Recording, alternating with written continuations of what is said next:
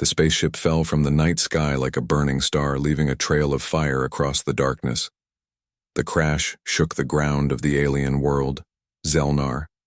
3 sending creatures scurrying for safety in the dense purple forest. Tara Vex, lead scientist of the Velatri exploration team, was collecting plant samples when she saw the fireball descend. Her 6 eyes widened with surprise. Such events were rare on this peaceful world. Her tall blue body moved swiftly through the underbrush as curiosity pulled her toward the crash site. The ship was unlike anything the Velatri had seen before. Smaller than their vessels, with strange markings and an unusual design. Tara approached cautiously, her scanner checking for dangerous radiation or chemicals. The twisted metal had torn open, revealing the interior. That's when she heard it. A small cry coming from inside. Tara hesitated. The Velatri were peaceful explorers, not warriors. But something about that sound tugged at her. She carefully stepped through, the damaged hull following the noise in a padded compartment designed to withstand impact. She found something that would change her life forever. A tiny pink creature with patches of thin hair on its head. The being had only 2 eyes and 5 fingers, on each hand, so different from her own 4-digit claws. A human infant, Tara had studied enough galactic records to recognize the species, though the Velatri had never made direct contact. The baby was wrapped in soft material with strange symbols printed on it. Some kind of identification, perhaps. The little one cried again, reaching tiny hands toward her. Tara noticed no other survivors. Only this small being had somehow lived through the crash. What should she do? The proper protocol was clear. She should contact the Velatri Council, request instructions, and likely preserve the specimen for scientific study. But as the baby grasped one of her fingers with surprising strength, Tara felt something unexpected. The small being needed protection. It was alone on a strange world. Tara made her decision. She would care for this human child herself until proper arrangements could be made. She wrapped the infant in her research cloak and carried her back to the Velatri base. The other scientists were shocked when Tara arrived with the alien baby. "This is against protocol," said Jen, the mission leader, his voice vibrating with concern. "We must inform the council immediately." "And I will," Tara replied, holding the infant who had finally fallen asleep. "But this being needs care while we wait for their decision." The debate lasted for hours. The Velatri had strict rules about interfering with other species, but they were also deeply committed to preserving life. When the council finally responded, their message was clear. They wanted the human brought to the homeworld for study. Tara knew what that meant. The baby would become a research subject, living in controlled environments, observed and tested, never experiencing a real life. She looked down at the sleeping infant and made her second fateful decision of the day. "I will raise her myself," Tara announced to the stunned science team. "I will teach her our ways while preserving what I can of her heritage. I will be responsible for her." It was unprecedented, but Tara was respected among her people. After much discussion, the council reluctantly agreed with conditions. The human would remain under observation. She would need to integrate into Velatri society, and Tara would document everything about her development. Tara named the human girl Maya after a flowering plant that thrived in difficult environments. The early years were challenging. Maya developed differently from Velatri children. She was more fragile but also more adaptable. Her mind worked in ways that sometimes confused Tara, but also delighted her. Maya learned to walk and talk faster than Velatri children. She asked endless questions about everything. Tara salvaged what she could from the crashed ship, creating a database of human knowledge. Though limited, it contained basic information about Earth culture, language, and biology. She used this to help Maya understand her origins. "Where are my real parents?" Maya asked when she was 7 years old. Her pink skin had darkened slightly from exposure to Zelnar III's sun, but she remained starkly different from the blue Velatri around her. "I don't know, little one," Tara replied honestly. "The ship records were badly damaged. We only know you came from a planet called Earth, in a system far from here. Will I ever go there?" Tara had no answer for that. The Velatri had never developed technology for such long-distance space travel. "Perhaps someday they will find us," was all she could say. As Maya grew older, the differences became more pronounced. She was shorter than the Velatri children with different physical abilities. Her vision wasn't as sharp, but her hearing was better. She couldn't absorb nutrients through her skin like the Velatri, requiring specially prepared foods, but the greatest difference was in how she thought. Maya saw patterns, connections that the logical Velatri minds sometimes missed. She approached problems from unexpected angles, finding solutions that surprised her teachers. By the time she was 15, Maya had surpassed many of her Velatri peers in scientific understanding. She had a particular gift for mathematics and communication systems. Her different brain structures seemed to give her insights the Velatri lacked. Not everyone appreciated her talents. Some Velatri feared the unknown being in their midst. They whispered that humans might be dangerous, unpredictable. A few called for her to be restricted to research facilities. But Tara defended her adopted daughter fiercely, pointing to her achievements, her gentle nature, her contributions to Velatri science. Maya had designed improvements to their communication systems that increased efficiency by 30%. She is an asset to our world, Tara told the council, not a threat. Still, Maya felt the sting of being different, the only human on a planet of blue, six-eyed beings. She spent hours at the crash site, now preserved as a scientific landmark, searching for connections to her past.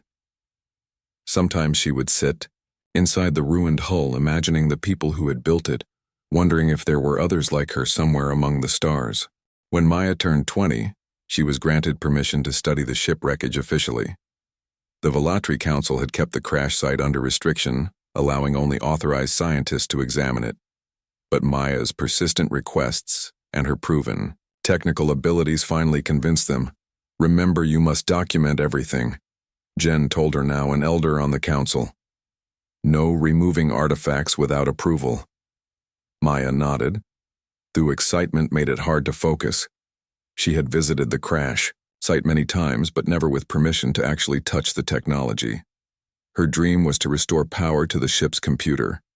Even a partial recovery might tell her more about her origins.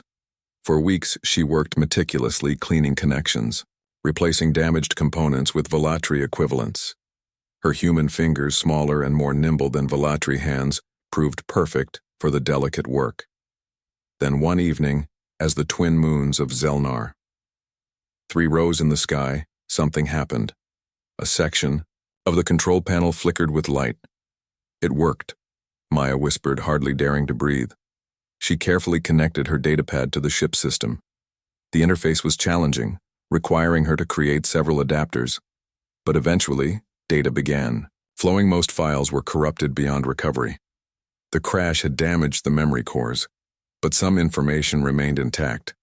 Navigational data, star charts, and fragments of messages. Maya worked through the night, translating the unfamiliar human language using the limited database Tara had created for her. She learned her ship had been called the Horizon, a colony vessel carrying 200 humans to establish a settlement. The ship had suffered a catastrophic drive failure during its journey. She appeared to be the only survivor, protected in a specially designed impact cradle. Then she found something that made her heart race. A star map showing the location of Earth. The human homeworld existed. It wasn't just a story, a real planet filled with beings like her. Maya copied everything to her datapad. When she returned to the city, she showed Tara her discoveries. "This is remarkable," Tara said, examining the star charts. "Earth appears to be in a system approximately 3,000 light years from here, far beyond our current exploration range, but not impossible to reach." Maya pointed out, "With the right technology, we could send a message." Tara looked concerned. "The council would never approve such a project. Our people have always been cautious about contacting unknown species, but they're my species," Maya said softly.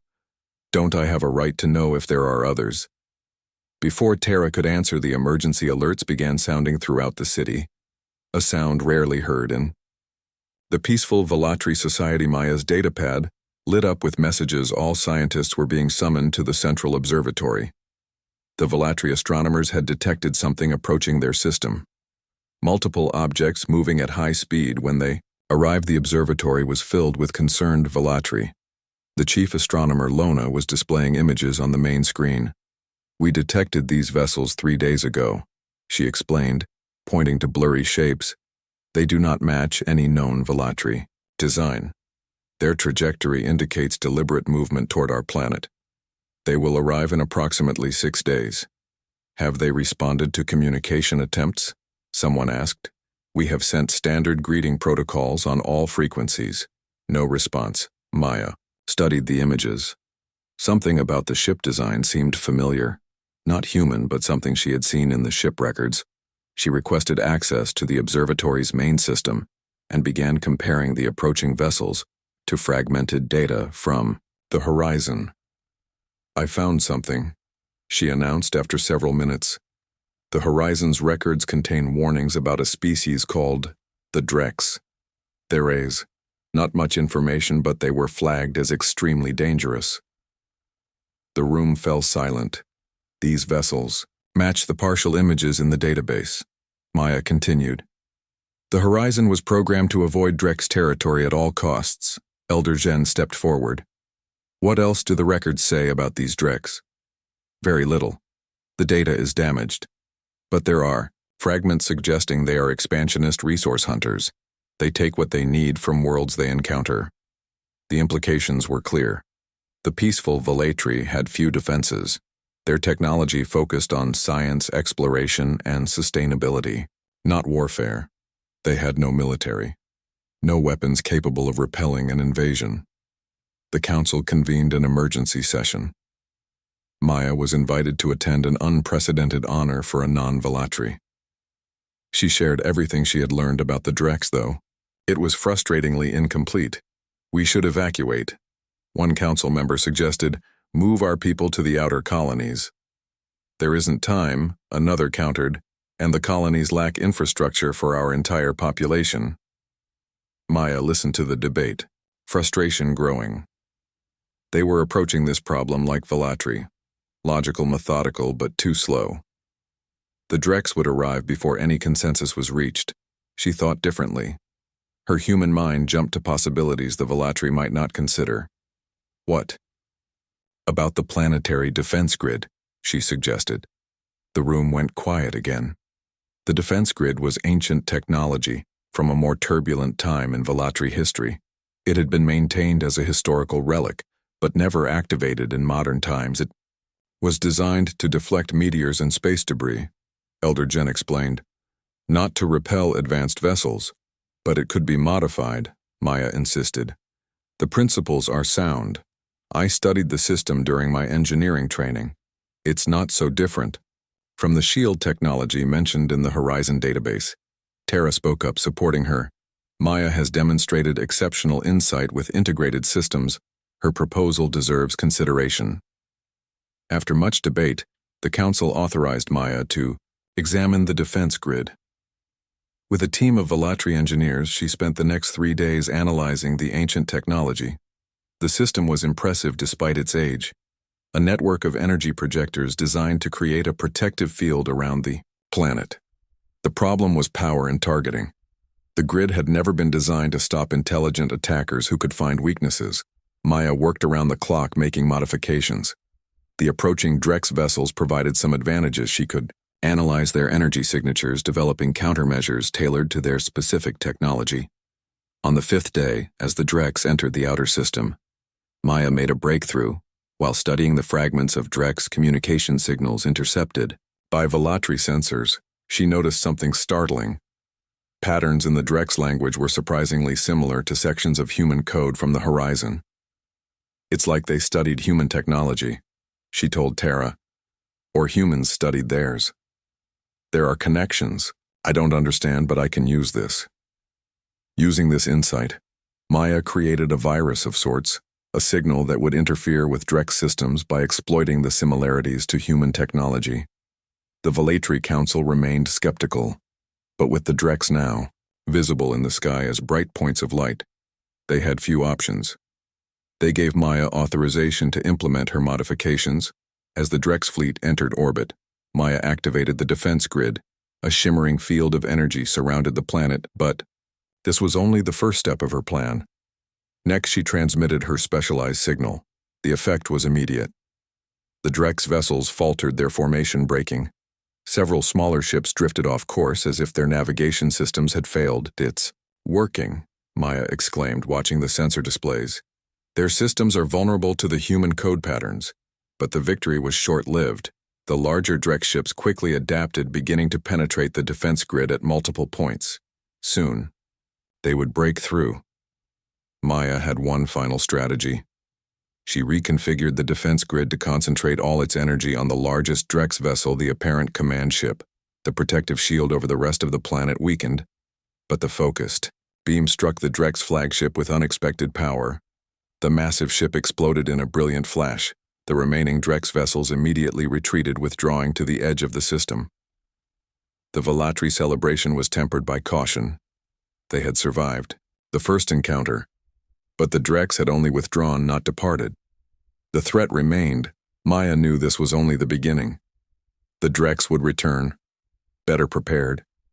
She needed to do more to protect her adopted world, and for that, she needed help from the species that had created her. She needed to find Earth.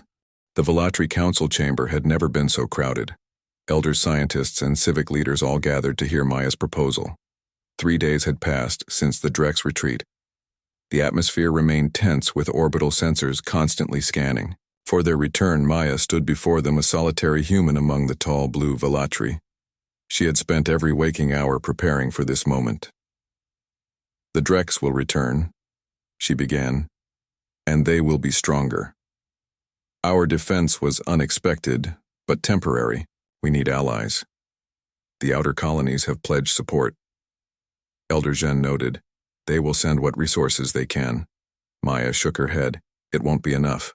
The Drex are conquerors. Their technology exceeds ours.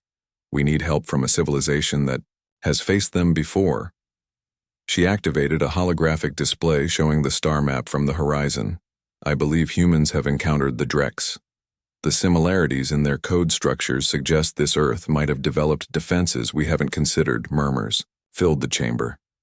The idea of contacting an unknown species, especially one with possible connections to the Drex, made many Velatri uncomfortable. "What exactly are you proposing?" Tara asked, though she already suspected the answer. "I want to build a long-range communication device powerful enough to send a message to Earth using coordinates from the horizon." The objections came immediately. "Impossible. The distance is too great. We cannot reveal our position to potential threats. The power requirements would drain our reserves." Maya had anticipated these concerns. "I have designed a system that amplifies our existing technology. It will require significant resources, but it's possible. And as for the risk, we are already facing extinction. The Drex know where we are. Our only hope is finding allies."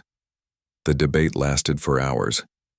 Maya defending her plan with data and calculations, answering questions with patience and determination. Finally, the council called for a vote. The result was narrow, but in Maya's favor. She would receive the resources to build her transmitter under supervision. The work began immediately. The design combined Velatri communication technology with principles Maya had learned from the Horizon database. It would be the most powerful transmitter ever built on Zelnar 3, capable of sending a focused signal across thousands of light years. For weeks, Maya worked with little rest. The Velatri engineers were impressed by her intensity, her determination. Some began to see why this strange alien might be their salvation. "You should rest," Tara told her one night, finding Maya still working. As both moons set, "Exhaustion leads to errors." "I can't," Maya replied, not looking up from her calculations. "The Drex scout ships are still orbiting the outer planets. They're watching us planning. They could attack again any day. You can't save us if you collapse." Tara insisted, using her parental authority. 4 hours of rest minimum. Maya reluctantly agreed, though her sleep was troubled by dreams of burning ships and blue worlds turning to ash. After 40 days of continuous effort, the transmitter was complete. A massive array of energy collectors and signal amplifiers built atop the highest mountain on the continent. The power requirements were enormous, requiring a dedicated fusion reactor. On the day of activation, the Velatri Council and hundreds of citizens gathered to witness the event. Maya had prepared a message in both Velatri language and what she believed was standard human communication based on Horizon records. It contained basic information about their location, their peaceful intentions, and a warning about the Drex threat. Maya stood at the control panel, her heart racing. This was the moment everything depended on. She activated the sequence. The massive array hummed with power, energy flowing through carefully calibrated systems. The signal burst forth, invisible but powerful, aimed at the distant star that might be. Her original home message away, she announced. Now we wait. But how long? The distance meant any reply would take years, perhaps decades. The Drex would not give them that much time. Maya had planned for this too. We need to continue strengthening our defenses. I have ideas for improving the planetary shield based on what we learned during the attack. The Council agreed, authorizing a comprehensive defense program with Maya as chief designer. Her understanding of Drex technology made her uniquely qualified. Weeks passed, then months. The Drex remained at the edge of the system, observing, occasionally probing the Velatri defenses, but not launching a full attack. They seemed to be studying, assessing, waiting for the right moment. 6 months after sending the message, something unexpected happened. The orbital sensors detected a new object entering the system. This vessel followed no known Velatri or Drex design pattern. It moved with remarkable speed directly toward Zelnar 3. Could it be human? Maya asked, watching the sensor display, her voice barely a whisper. The vessel approached cautiously, transmitting on multiple frequencies. The message was partially recognizable to Maya, fragments similar to language patterns from the Horizon database. With trembling hands, she modified the translation algorithms and sent a response. This is Maya, human survivor on Velatri world, Zelnar 3. We request peaceful contact.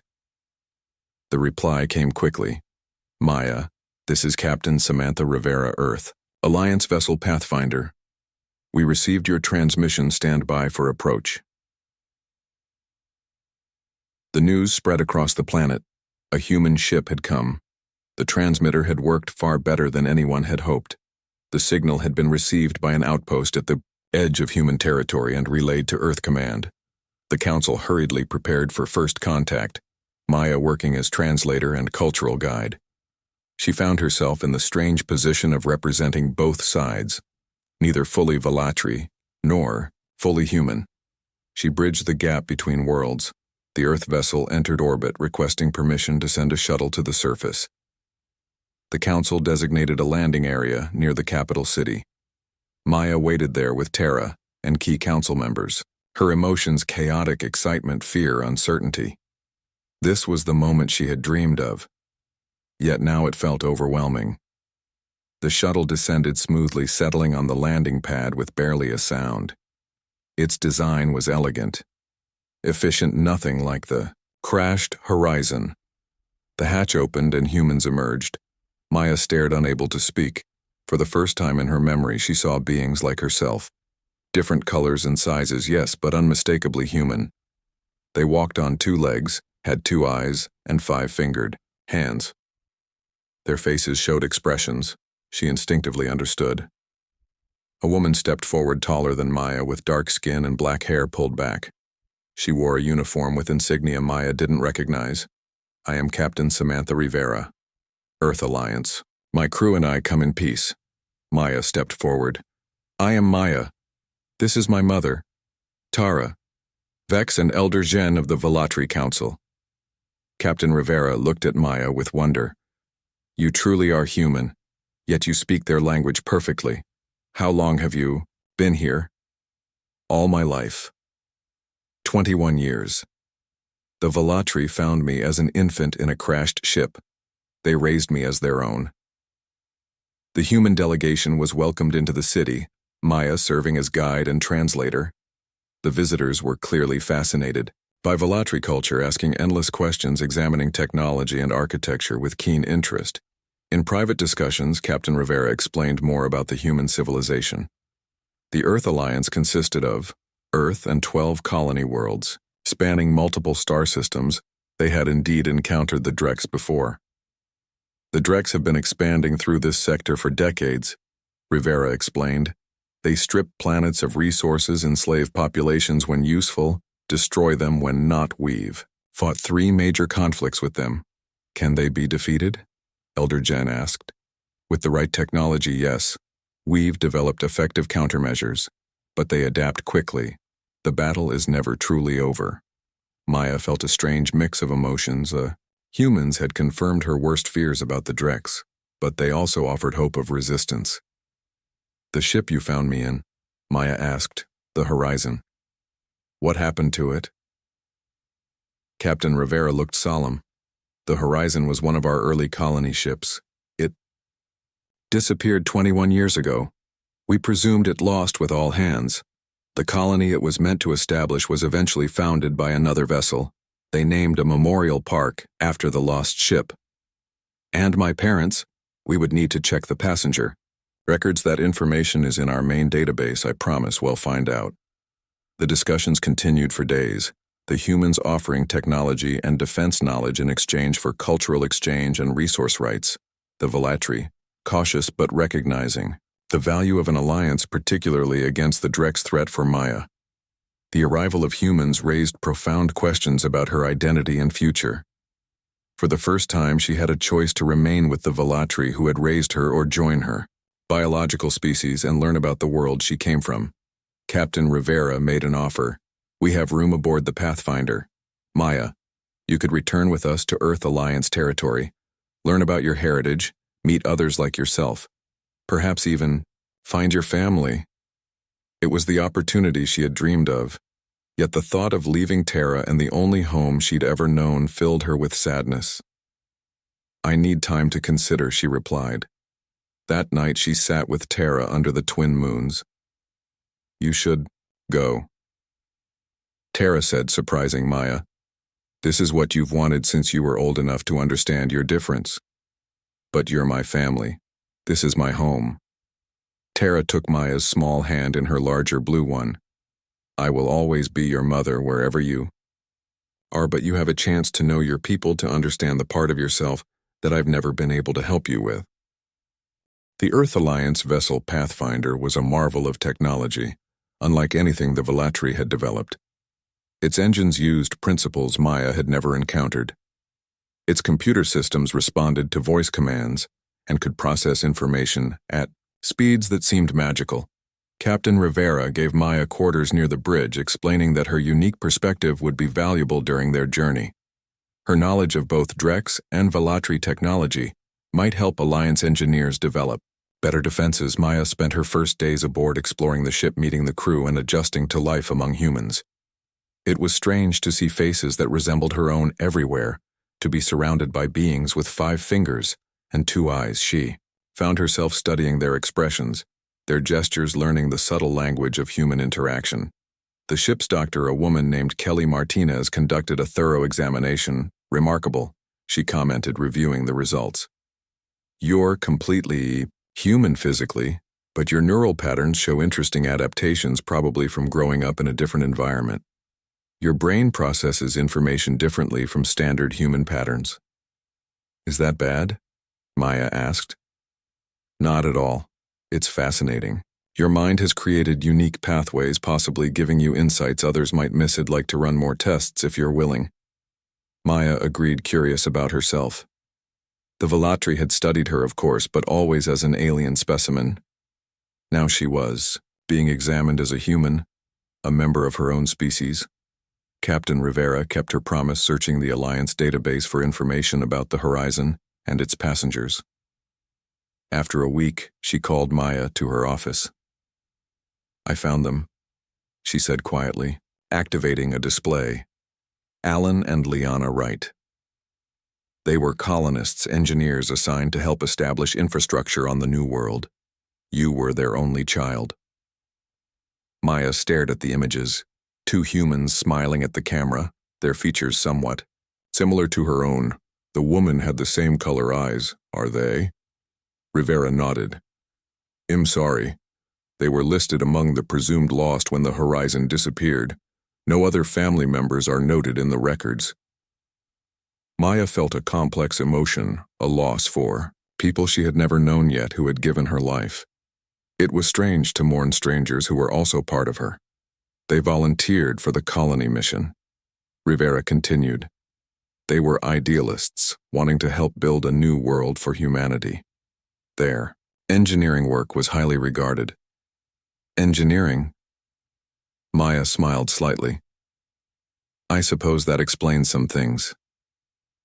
In the weeks that followed, Maya divided her time between studying human culture and working with Alliance engineers. Her unique understanding of Drex technology proved invaluable. She could identify vulnerabilities the humans had missed, connections between systems that revealed potential weak points. The journey to Earth Alliance space would take 3 months, even at the Pathfinder's impressive speed. During that time, Maya learned about human history, politics, art, and science. She was particularly fascinated by music, a form of expression. The Velatri, with their different auditory systems, had never developed. She also began teaching selected crew members about Velatri culture and language, preparing them for the diplomatic mission that would follow their return. The Alliance was eager to formalize relations with the Velatri, seeing potential for mutual benefit. 1 month into the journey, the ship received an urgent communication. The Drex had launched a major offensive against an Alliance outpost near the border. The Pathfinder was the closest vessel with significant defensive capabilities. Captain Rivera immediately changed course. We're diverting to Outpost Helios, she informed Maya. The situation is critical. Civilians are being evacuated, but defense forces are overwhelmed. I want to help, Maya said. My knowledge of Drex systems might be useful. Rivera hesitated, then nodded. Report to Tactical Lieutenant Mason will brief you. The scene at Outpost Helios was chaos. 7. Drex warships surrounded the small station. Their weapons had already disabled the primary defenses. Escape shuttles fled toward the safety of deeper Alliance territory, while defense vessels fought a desperate holding action. The Pathfinder arrived at the edge of the conflict. Captain Rivera immediately opened a secure channel to the outpost commander. This is Captain Rivera, Earth. Alliance, vessel Pathfinder. We are engaging the enemy. Continue evacuation procedures. Despite being outnumbered, the Pathfinder moved with precision, firing specialized weapons that disrupted Drex shield harmonics. Maya watched from tactical, amazed at the effectiveness of Alliance technology. She also noticed weaknesses, opportunities the humans were missing. Captain, she called out, the Drex command ship is using a rotating shield frequency. I recognize the pattern from the attack on Zelnar 3. If we time our strikes to match the rotation, we can penetrate their defenses. Rivera glanced at her tactical officer, who nodded in confirmation. Make the adjustments. Maya joined Lieutenant Mason at the weapons console. Your insight is valuable. Working with the Alliance crew, Maya helped coordinate a series of precision strikes. Each hit weakened the Drex shields, exposing vulnerabilities. The Pathfinder, despite being a single vessel, managed to disable 2 enemy ships, creating an opening for the remaining civilian transports to escape. The battle lasted hours. The Pathfinder sustained damage but continued fighting. When reinforcements finally arrived, the Drex retreated, leaving behind 3 disabled vessels in the aftermath. Captain Rivera called Maya to the bridge. Your assistance was crucial. We saved over 2,000 civilians and valuable research data. I only applied what I learned on Zelnar 3, which is exactly why this alliance with the Velatri is so important. Different perspectives, different approaches to the same problem together were stronger. The ships continued to Earth Alliance headquarters, a massive space station orbiting Earth itself. Maya's first glimpse of humanity's homeworld took her breath away. A blue planet with swirling white clouds and green landmasses so different from the purple forests of Zelnar 3. It's beautiful, she whispered. Yes, it is. Rivera agreed, standing beside her at the viewport. And worth protecting. Maya was welcomed as both a scientific curiosity and a diplomatic asset. Alliance officials were fascinated by her story. A human raised by aliens now returned. The media wanted interviews. Scientists wanted studies. Diplomats wanted her insights on Velatri culture. Admiral Claire Foster, head of Alliance Defense Command, took a particular interest in Maya. "Your understanding of both human and Drex technology gives you a unique perspective," she said during their first meeting.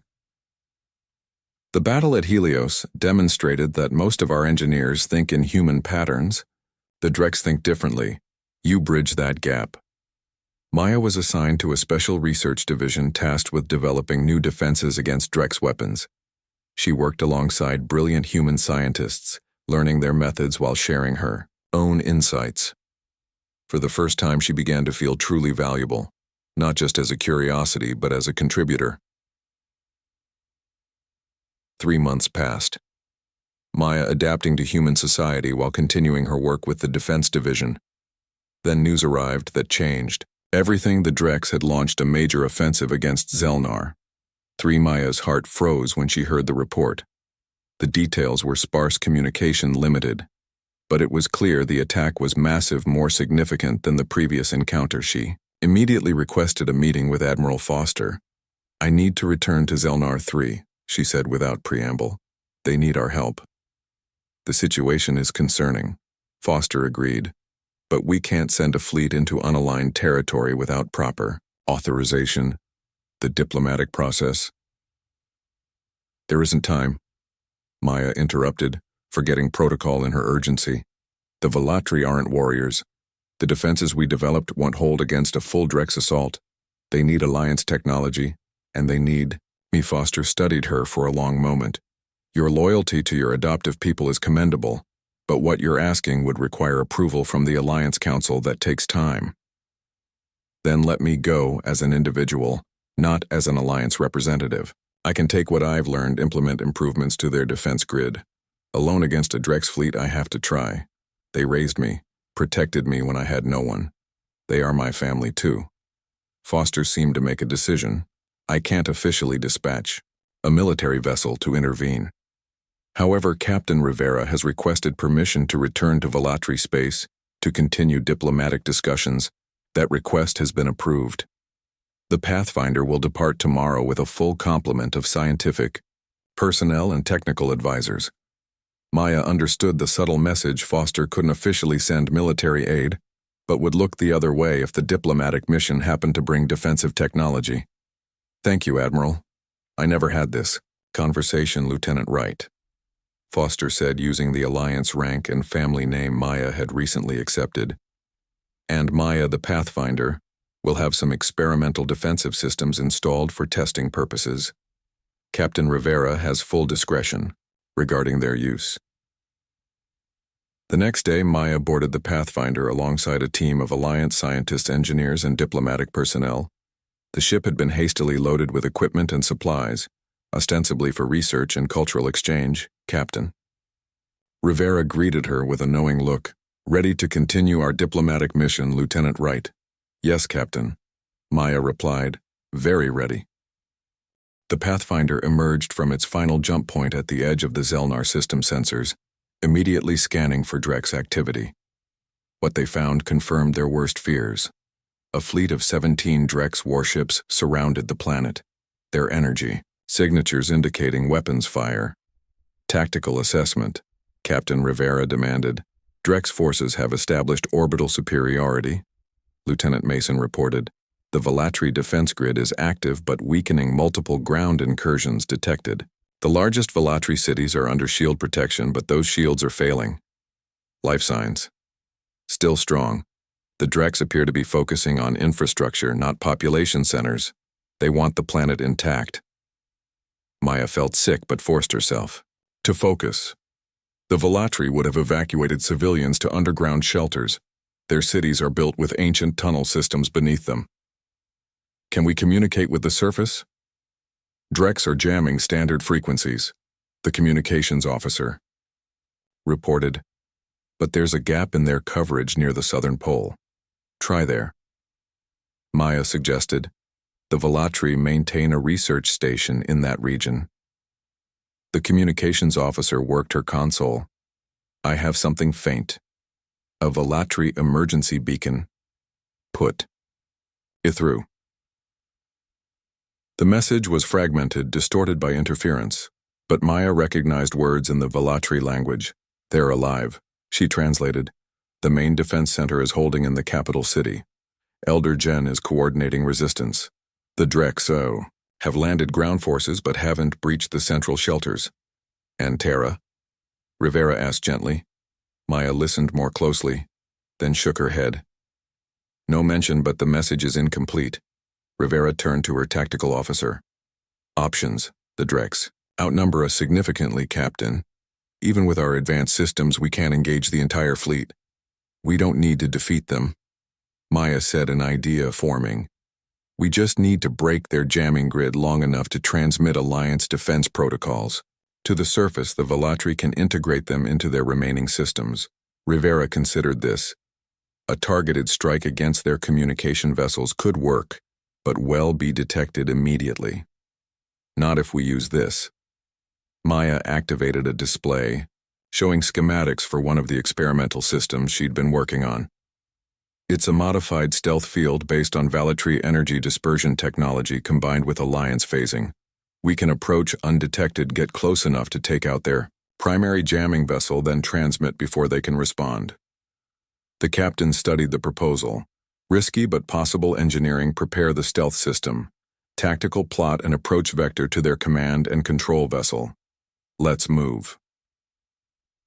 The Pathfinder activated its experimental stealth field and began a careful approach. Moving slowly to avoid detection, they navigated through the Drex fleet. The bridge crew worked in tense silence, Maya at the communication station preparing the data package. For transmission, they positioned themselves directly above the Drex communication vessel. The source of the jamming field, Lieutenant Mason, targeted its primary arrays. "Ready on your command, Captain." Rivera nodded. "Fire." The Pathfinder's weapons struck, with precision disabling the jamming systems before the Drex could respond. "Jamming field down," Mason reported. "But they've detected us, multiple vessels changing course to intercept." "Transmitting now," Maya called, initiating the data transfer. Massive burst of information flowed to the Velatri Defense Center, including Alliance shield modifications, weapon upgrades, and most importantly, a virus designed to disrupt Drex control systems. "Transmission complete," she confirmed. "They're acknowledging." "Receipt now, we run," Rivera ordered. "Full power to engines and defensive systems." The Pathfinder accelerated away from the planet as Drex vessels converged on their position. The stealth field was useless, now requiring all power to be diverted to shields and engines. 3 Drex warships on intercept course, Mason warned, weapons locked. The first volley struck the Pathfinder's shields, causing the ship to shudder, shields holding at 80%. Engineering reported return fire. Rivera commanded, "Target their weapons arrays."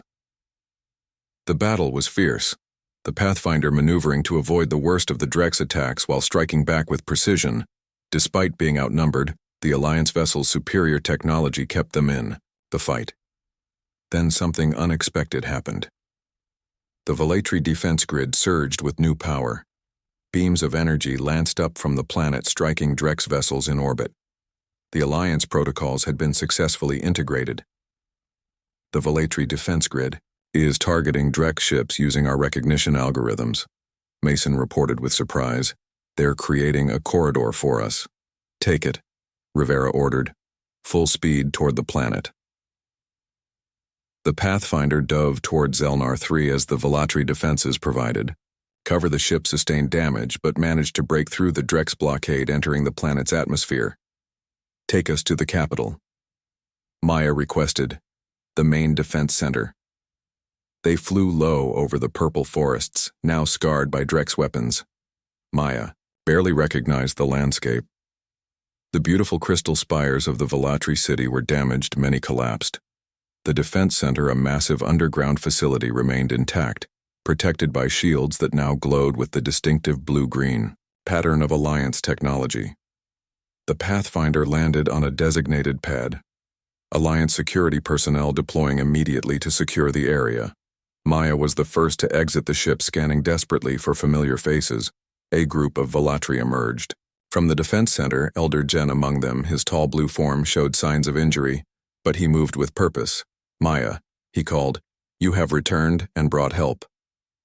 "Where is Tara?" Maya asked immediately. Jen hesitated. She led a team to protect the science archives when the Drex breached the outer city. She was injured, but lives. She is in the medical center. Maya rushed to find her adoptive mother. Tara lay on a medical platform, her blue skin pale, her 6 eyes dim with pain. But she smiled. When she saw Maya, "You came back," she whispered. "Of course I did." Maya took her hand. "I promised. And you brought your people." "Yes, Alliance engineers are already working with your defense teams. The Drex won't win this day."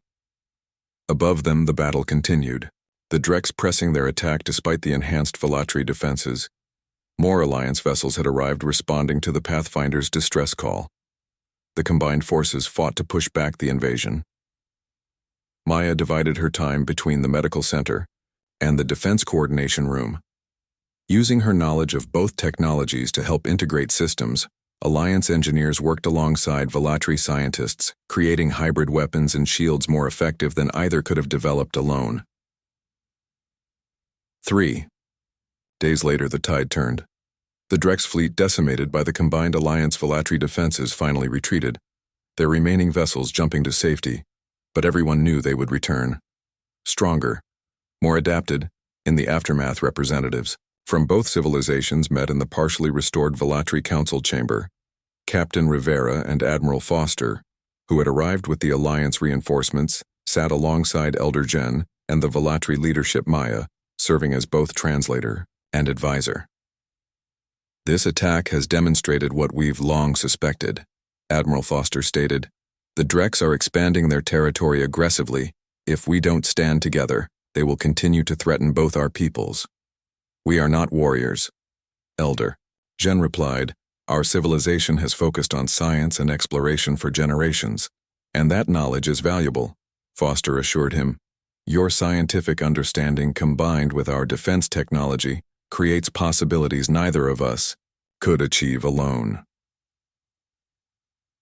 The discussions continued for days, eventually resulting in the first formal alliance between the Velatri and humans, a sharing of knowledge, technology, and resources that would benefit both civilizations, and a united front against the Drex threat for Maya. The alliance represented everything she'd hoped for, 2 worlds that had shaped her coming together, finding strength in their differences. Her unique perspective had helped bridge the gap between very different species. As the recovery efforts continued, Maya was offered a special position, liaison between Earth Alliance and the Velatri. She would divide her time between worlds, helping to implement the alliance, facilitating communication and understanding. "You belong to both worlds now," Tara told her as they watched Alliance engineers working alongside Velatri scientists. "Neither fully human nor fully Velatri, but something new, something better." Maya smiled. "I used to think being different was a burden. Now, I see it was preparing me for this moment." Word of the alliance spread quickly. Other civilizations threatened by the Drex began to reach out. Representatives arrived from distant worlds seeking protection, knowledge, partnership. The alliance grew, expanding beyond just humans and Velatri. Year after the Battle of Zelnar 3, Maya stood on the observation deck of a new station orbiting the planet, a joint human-Velatri construction representing their shared future. Below the purple forests were healing, the crystal cities being rebuilt stronger than before. Captain Rivera, now Admiral Rivera, joined her at the viewport. "The Drex have withdrawn from 3 more sectors," she reported. "The Alliance fleet drove them back. Our combined technology is proving more effective than anyone anticipated." "They will adapt," Maya noted. "They always do, and so will we. That's the advantage of bringing different minds together. Different approaches, different solutions. The Drex think in one way. We now think in many."